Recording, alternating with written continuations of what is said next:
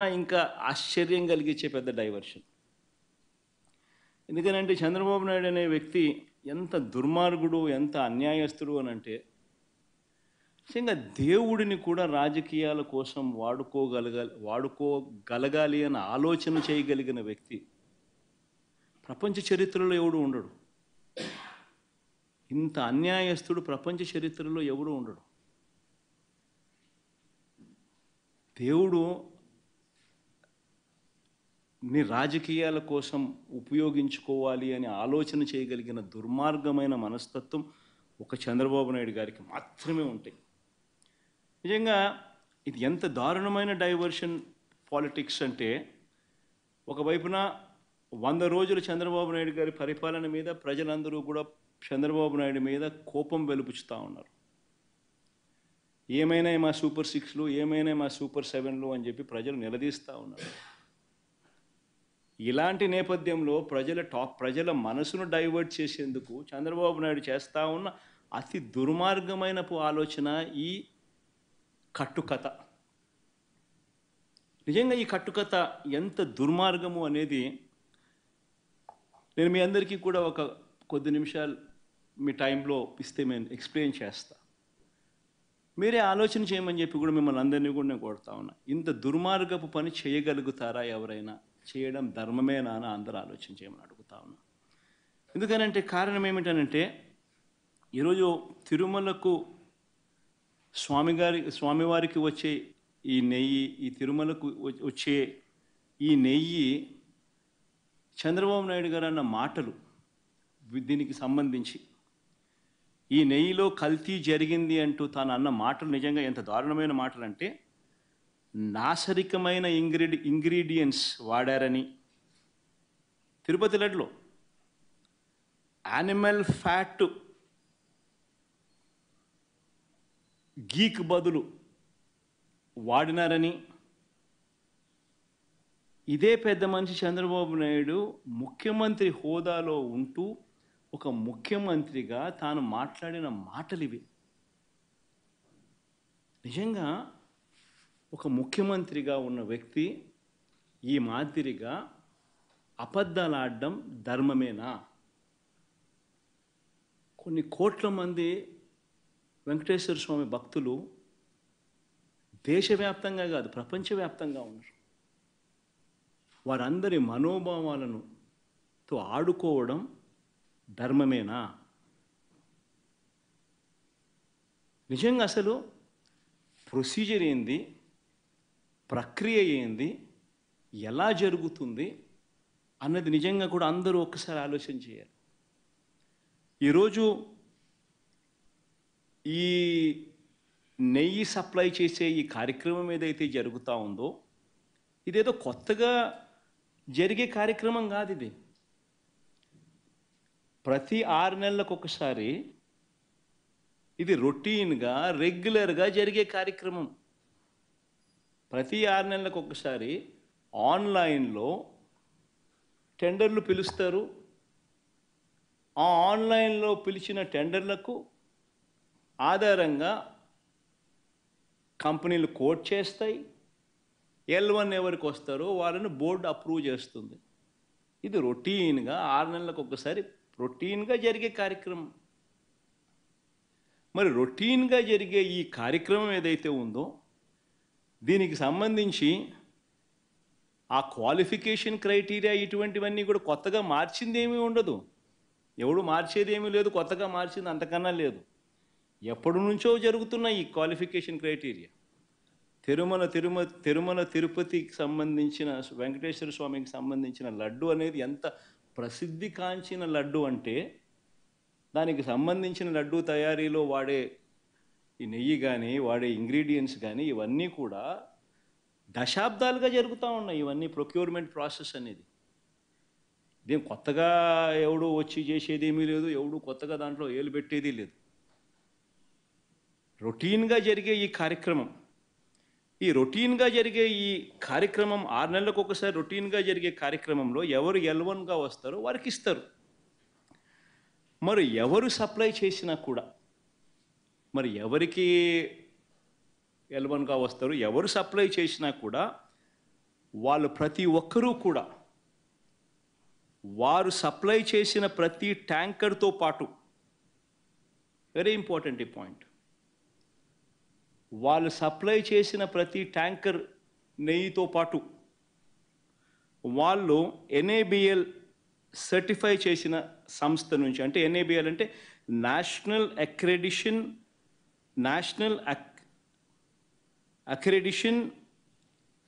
NABL national accreditation board for labs, national accreditation board for labs certify చేసిన సంస్థ నుంచి product quality certificate తీసుకొని రావాలి. రూల్ వచ్చిన తర్వాత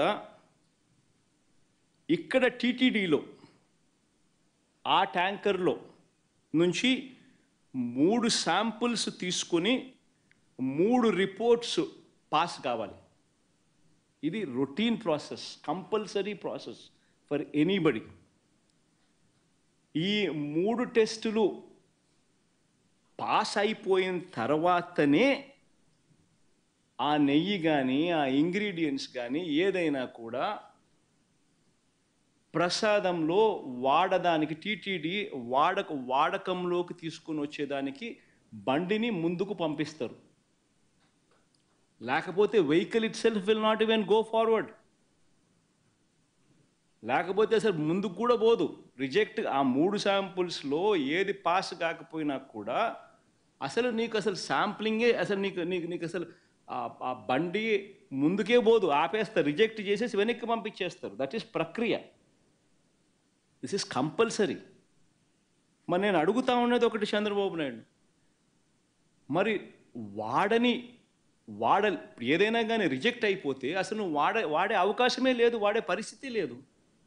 మరి అలాంటప్పుడు అది వాడారని, అవి నాసిరికమని, యానిమల్ ఫ్యాట్ అని ఇలా రకరకాలుగా చెప్పడం అబద్ధాలు కాదా? ధర్మమేనా, న్యాయమేనా అని అడుగుతా ఉన్నా. నేను ఇంకొకటి కూడా అడుగుతా ఉన్నా. ఈ మాదిరిగా ఈ 3 సార్లు ఈ క్వాలిఫై అయిన ఈ నెయ్యి సప్లై చేసే సంస్థ కానీ, ఈ క్వాలిఫై అయిన ఈ సంస్థలు ఎవరైతే ఉంటారో వాళ్ళు national accreditation boards for labs నుంచి సర్టిఫై చేసిన సంస్థ నుంచి ప్రోడక్ట్ క్వాలిటీ సర్టిఫికేట్ తీసుకుని రావడమే కాకుండా ఆ తర్వాత ఇక్కడ TTDలో 3 శాంపుల్స్ తీసుకుని 3 రిపోర్ట్స్ మళ్ళీ పాస్ అయితేనే ఇవి వాడకంలోకి తీసుకొని వస్తారు. మరి అలాంటప్పుడు ఈ కార్యక్రమం కూడా ఇదేదో కొత్తగా ఇప్పుడు జరిగేది కాదు. ఈ ప్రొసీజర్ కూడా ఈ రకంగా 3 శాంపుల్లు తీసుకోవడము, ఈ రకంగా 3 శాంపుల్స్ పాస్ అయితేనే దీన్ని వాడకంలోకి తీసుకొని రావడం, ఇవన్నీ కూడా కొత్తగా ఇప్పుడు తీసుకొచ్చినటివి కాదు. ఇవన్నీ కూడా దశాబ్దాలుగా ఉన్నటివి ప్రక్రియ, ప్రాసెస్. చంద్రబాబు నాయుడు గారి హయాంలో 2014 నుంచి 19 మధ్య 14 నుంచి 15 సార్లు రిజెక్ట్ చేసినారు. ఏ మాదిరిగా 14 to 15 టైమ్స్ చంద్రబాబు నాయుడు గారి హయాంలో రిజెక్ట్ కూడా చేశారు. ఈ మాదిరిగా మన హయాంలో వైఎస్ఆర్సీపీ హయాంలో కూడా 18 సార్లు ఇది ఇలా రిజెక్ట్ చేసినారు, 18 టైమ్స్. తప్పేమీ కాదు, ఇంకా సంతోషపడాలా. ఒక బ్రహ్మాండమైన ప్రాసెస్ ఉంది. ఆ ప్రాసెస్ ఎంత గట్టిగా పనిచేస్తూ ఉంది అని అంటే, ప్రతి ట్యాంకరు వచ్చిన తర్వాత 3 సార్లు ఆ శాంపుల్స్ టెస్ట్ చేసి దాంట్లో ఉన్న పదార్థాలను 3 శాంపుల్స్ దాన్ని టెస్ట్ చేసి 3 టెస్టులు పాస్ అవుతేనే దానికి యాక్సెప్ట్ చేస్తూ లోపలికి పంపించే కార్యక్రమం చేస్తారు అన్న ఒక మంచి రోబస్ట్ ప్రాక్టీస్ అనేది ఏదైతే ఉందో, ఆ రోబస్ట్ ప్రాక్టీస్ను దాన్ని నువ్వు బ్రహ్మాండమైన ప్రాక్టీస్ ఉంది అని చెప్పి సంతోషపడాల్సింది పోయి, గొప్పగా ప్రాక్టీస్ ఉందని చెప్పి ప్రపంచానికి చెప్పాల్సింది పోయి, మనం చేస్తూ ఉన్న పని ఏమిటి? అబద్ధానికి రెక్కలు కడతా ఉన్నాం, జరగనట్టుగా చెప్తా ఉన్నాం. ఏకంగా చంద్రబాబు నాయుడు గారు అనే వ్యక్తి నాసిరకమైన పదార్థాలు వాడేశారని, యానిమల్ ఫ్యాట్ గీకు బదులు కూడా వాడేశారని, లడ్లు తయారైనాయని, భక్తులు తినేశారని, ఎంతటి దారుణమైన అబద్ధాలు ఆడడం ధర్మమేనా అని అడుగుతా ఉన్నా. ఈ మాదిరిగా నిజంగా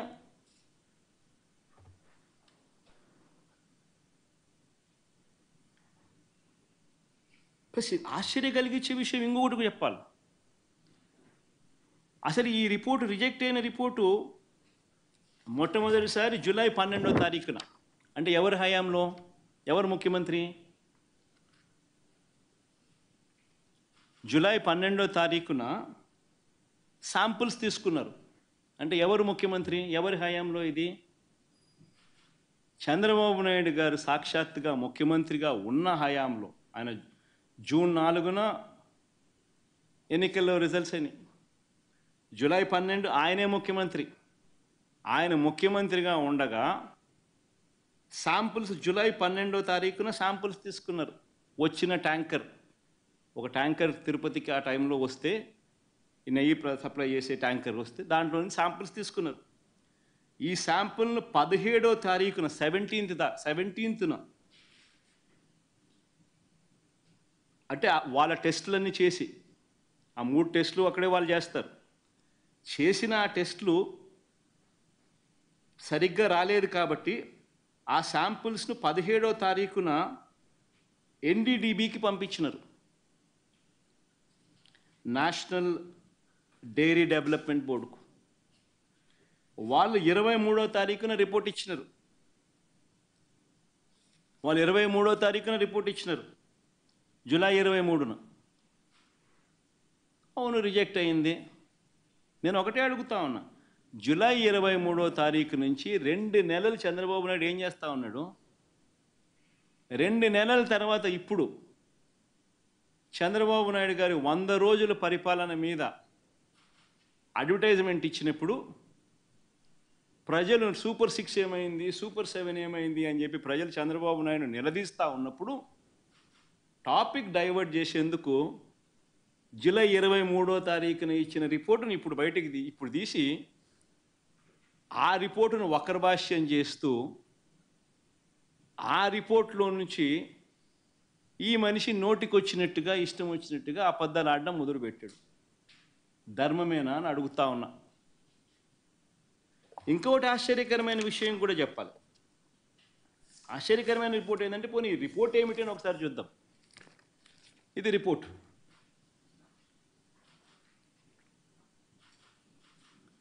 ఈ రిపోర్ట్ చూస్తే ఈ రిపోర్ట్లో కూడా ఏమని కనిపిస్తూ ఉంది?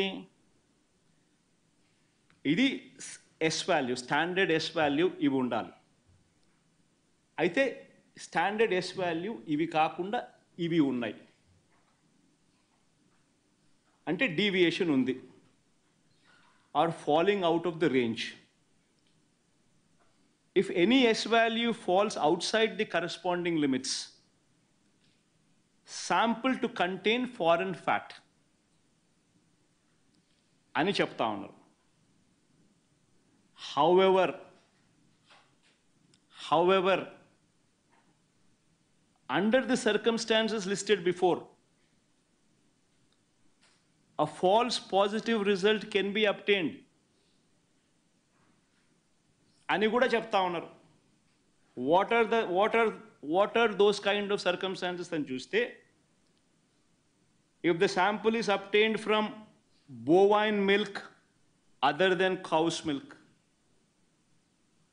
If the sample is obtained from cows which received an exceptionally high feeding of pure vegetable oils such as repressed oil, cotton or palm oil, etc. Exception చెప్తా ఉన్నాను. Or if sample is obtained from cows suffering from serious underfeeding, or if the sample is obtained from cheeses,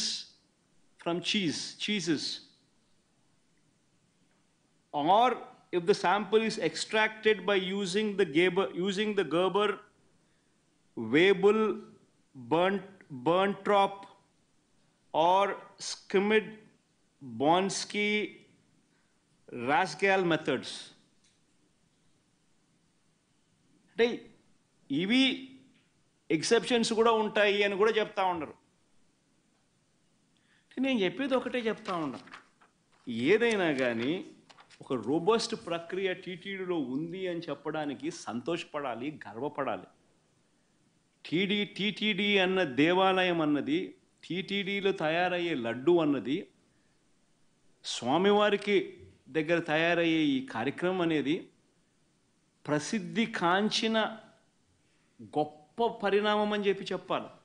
టీటీడీలో practice చేస్తూ ఉన్న practices ఎంత గొప్పవి అని చెప్పి ఇంకా మనం పొగుడుకోవాలి. కానీ మనమేం చేస్తూ ఉన్నాము, ఒక రోబస్ట్ ప్రక్రియ ఉంటే ప్రతి వెహికల్ను సప్లై చేసే ప్రతి వెహికల్ వాళ్ళ సర్టిఫికేట్ తీసుకొని రావడమే కాకుండా టీటీడీ ఆ ప్రతి వెహికల్లో నుంచి 3 శాంపుల్స్ తీసి ఆ శాంపుల్స్ పాస్ అవుతేనే నీకు లోపలికి పోయేదానికి పర్మిషన్ ఇస్తూ టీటీడీలో లడ్లు తయారు చేయడానికి ఉపయోగపెట్టే పరిస్థితి ఉంది అని చెప్పి తెలిసినప్పుడు, ఇంత గొప్ప ప్రాక్టీస్ ఉన్నప్పుడు, ఇంత గొప్ప పరిస్థితి ఉన్నప్పుడు క్రెడిట్ తీసుకోవాల్సింది పోయి మనం ఏం చేస్తూ ఉన్నాము, అబద్ధానికి రెక్కలు కడతా ఉన్నాం. రెక్కలు కడుతూ ఇవన్నీ శాంపుల్స్ ఇవన్నీ టెస్టుల్లో ఫెయిల్ అయినా కూడా వాడేసినారు, లడ్ల కింద తయారీ చేసేసినారు, ప్రజలకై భక్తులకై పంచిపెట్టినారు, భక్తులు అలాంటి లడ్లు తిన్నారు అనే ఒక ముఖ్యమంత్రి స్థానంలో ఉన్న వ్యక్తి టీటీడీ వెంకటేశ్వర స్వామి గుడిని అపవిత్రత పాలు చేస్తూ అక్కడ తయారు చేసే ప్రక్రియను అభాస్పాలు చేస్తూ మన గుడిని, మన వెంకటేశ్వర స్వామిని మనం తగ్గించుకుంటున్నాం.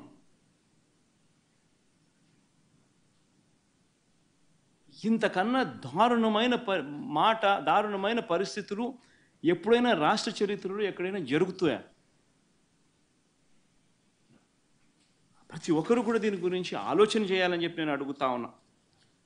వీళ్ళు చెప్పే మరో దుష్ప్రచారం, కర్ణాటక మిల్క్ ప్రొడ్యూసర్స్ ఫెడరేషన్ KMFకు ఉద్దేశపూర్వకంగానే ఆ కంపెనీ బ్రాండ్ నందినికి నెయ్యి కాంట్రాక్ట్ ఇవ్వలేదని ఆరోపిస్తున్నారు. ఆశ్చర్యకరమైనది. టెండర్లు పిలుస్తారు, ఎవరైనా పార్టిసిపేట్ చేయొచ్చు. ఇదే చంద్రబాబు నాయుడు గారి హయాంలో 2015 నుంచి 2018 అక్టోబర్ వరకు KMFకు చెందిన బ్రాండ్ ఎందుకు లేదని అడుగుతా ఉన్నాను. లేదు KMF బ్రాండ్ 2015 నుంచి 2018 అక్టోబర్ వరకు మరి ఎందుకు లేదు?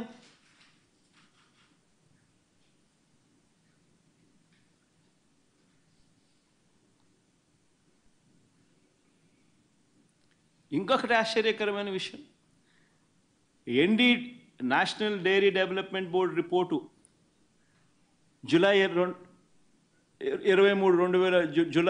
23 అంటే 2 months బిఫోర్ రిపోర్ట్ వస్తే ఏ అధికారి వివరణ ఇవ్వకుండానే 2 నెలల తర్వాత టీడీపీ ఆఫీస్లో, తెలుగుదేశం పార్టీ ఆఫీస్లో ఆ రిపోర్ట్ రిలీజ్ చేస్తారండి.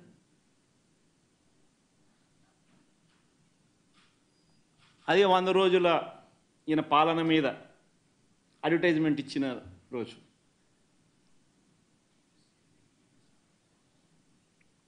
అసలు తిరుపతి తిరుమల దేవస్థానంలో నిజంగా మనం వచ్చిన తర్వాత, వైఎస్ఆర్సీపీ ప్రభుత్వం వచ్చిన తర్వాత ఎన్ని విప్లవాత్మక మార్పులు ఇంకా తీసుకొచ్చాం. అక్కడ ఉన్న ల్యాబ్స్ని ఇంకా మనం స్ట్రెంథన్ చేసాం.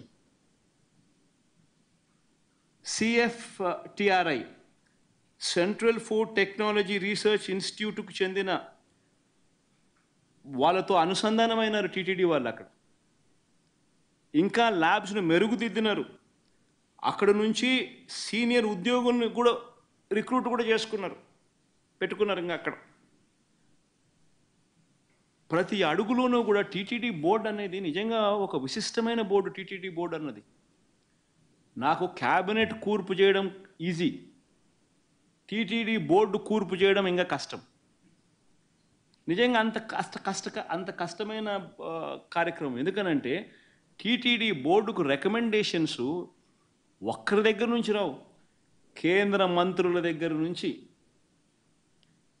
చుట్టుపక్కల రాష్ట్రాల ముఖ్యమంత్రుల వరకు, చుట్టుపక్కల రాష్ట్రంలో ఉన్న ప్రతిపక్ష పార్టీలు సైతం టీటీడీ బోర్డు మెంబర్షిప్ కోసం అడుగుతారు, ఫోన్ చేస్తారు, రిక్వెస్ట్ చేస్తారు. అంత కష్టమైన కార్యక్రమం అది. అంటే వాళ్ళ రాష్ట్రాలలో విశిష్టమైన మనుషులు, అంటే కేంద్రం దృష్టిలో కూడా విశిష్టమైన మనుషులు, ఇంపార్టెంట్ పీపుల్, ప్రసిద్ధి కాంచిన మనుషులు, ఇటువంటి వాళ్ళందరూ బోర్డులో సభ్యులు అవుతారు. ఆ బోర్డు కూర్పు చూస్తే అటువంటి విశిష్టమైన వాళ్ళందరూ బోర్డులో సభ్యులు. వాళ్ళందరూ రాటిఫై చేస్తారు దీన్ని. ఈ టెండర్ల ప్రక్రియను రాటిఫై చేసేది board. Government of Andhra Pradesh does not get involved in TTD matters. It's autonomous body. The board takes decisions. ఇటువంటి ప్రసిద్ధిగాంచిన మనుషులు ఉన్న board, they ratify these decisions. It's a beautiful practice. TTD అనేది ఒక బ్యూటిఫుల్ ప్రాక్టీస్, గొప్ప వ్యవస్థ, ఒక గొప్ప ప్రాక్టీస్ అందులో ఉంది. బియాండ్ ఎనీ డౌట్స్, బియాండ్ ట్రాన్స్పరెన్సీకి పెద్దపీట వేస్తూ కేవలం దేవునికి మంచి చేయడం ఎలా అన్న ఒకే ఒక్క మైండ్ సెట్తో పనిచేసే మనుషులు అక్కడ బోర్డు మెంబర్స్గా ఉంటారు. అటువంటి వాళ్ళు చేస్తారు. ఈవెన్ టీటీడీ బోర్డు మెంబర్ గురించి వైవి సుబ్బారెడ్డి గురించి కూడా మాట్లాడాల్సి వస్తే 45 సార్లు ఆయన అయ్యప్ప మాలకు పోయినాడు తెలుసా. 45 సార్లు పైన ఆయన అయ్యప్ప మాల వేసుకున్నాడు ప్రతి సంవత్సరం. అంతకన్నా గొప్ప వ్యక్తి ఎవడన్నా టీటీడీ బోర్డు మెంబర్ కాగలుగుతాడో చెప్పండి?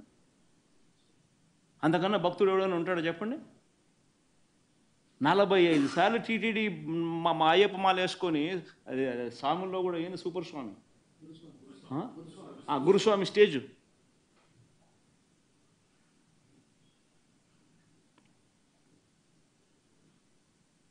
కరుణాకర్ రెడ్డి కూడా ఈక్వలీ రెప్యూటెడ్ మ్యాన్. అంటే మనం ఏం మాట్లాడుతూ ఉన్నాం, ఏం చేస్తూ ఉన్నాం? మన ఇన్స్టిట్యూట్స్ను మనమే తగ్గించుకుంటా ఉన్నాం. మనమంతకు మనమే వక్రభాష్యం తీస్తూ ఉన్నాం. మనమంతకు మనమే మన ఇన్స్టిట్యూట్స్ను, మన స్వామిని, మన దేవుణ్ణి తగ్గించుకుంటా ఉన్నాం. బయట ప్రపంచానికి రాంగ్ మెసేజ్ మనం పంపిస్తూ ఉన్నాం. ఇంత గొప్ప ప్రాక్టీసెస్ ఉన్నాయనే దానికి చెప్పుకోలేక, ఉన్నది చెప్పుకోవడం ఇష్టం లేక, కేవలం బురదయ్యాలన్న ఆలోచనతో, దుర్బుద్ధితో మనం ఏం చేస్తూ ఉన్నాం? ఒక్క చంద్రబాబు నాయుడు మాత్రమే చేయగలుగుతాడు ఇట్లాంటి కార్యక్రమాలు. అది ఆంధ్ర రాష్ట్రం చేసుకున్న దౌర్భాగ్యం.